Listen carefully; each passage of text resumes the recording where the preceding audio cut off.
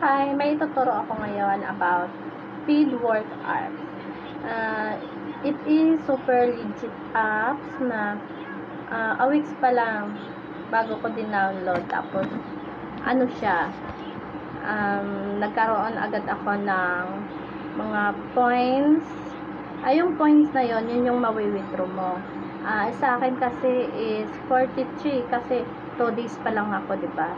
Tapos, pwede ka naman, marami silang mga ways doon kung how to earn. Tapos meron dong maglaro ka ng games and then mag-answer survey. Tapos ang pinaka gusto ko doon is yung mga task niya. Halimbawa, isa ito sa mga task na gagawa ka ng video about Feedwork. Tapos meron din doon na isa sa mga task na ituturo sa'yo at may mga links silang ibibigay. Tapos, halimbawa, meron task doon na sa follow mo sa Facebook and then makukuha mo yon at hindi sila mahirap magbigay ng points. Agad-agad is papasok sa account mo. That is Feedwork. And really legit apps. And then meron din dong survey and super legit talaga siya, guys. So, tinatry ko lang yung i-download. And then, ngayon, it works naman. Talagang tiyaga lang talaga siya. That is Feedwork. And then, after that, meron lang siyang meron lang siyang limit kung paano ka mag-withdraw. And then, hindi siya agad-agad yung mawi-withdraw mo ng mga $10, hindi. Yung minimum doon is 20. I think it's $20. Yes. Valid for, siya, in peso is 1,000.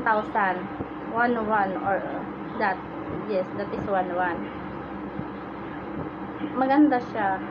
Nakakaano talaga, it's earning talaga siya about Feedwork. And then may mga community din siya. You can follow Feedwork on YouTube, on Facebook, Instagram, kahit saan meron siya. And then ituturo din sa'yo doon kung how to earn more about Feedwork pa.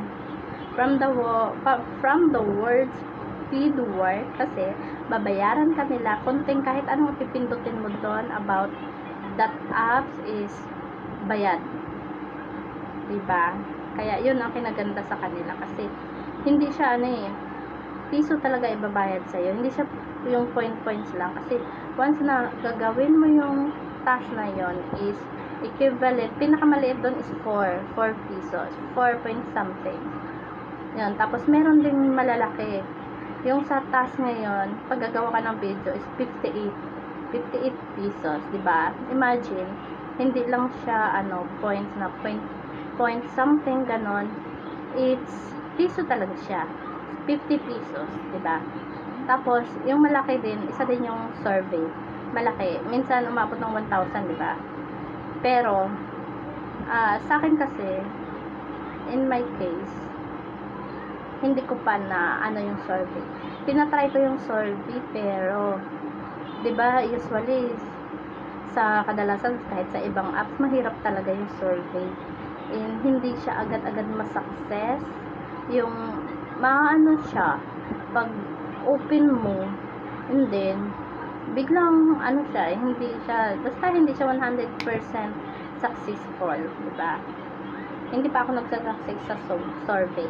Pero dito sa ibang task niya, sa mga task niya, iba, like, follow ka na gano'n, follow ka sa, nila, Facebook nila, is super legit.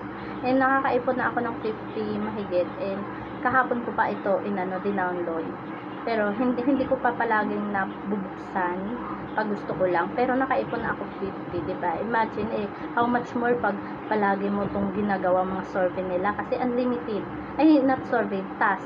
Kasi unlimited task. Pwede ka pa maglaro. Hindi ko pa na-try maglaro. Ang ginagawa ko lang talaga itong mga task. Kasi parang mabilis lang. Tsaka lahat ng task na gagawin mo is automatic. mako-convert siya. That's all. Thank you.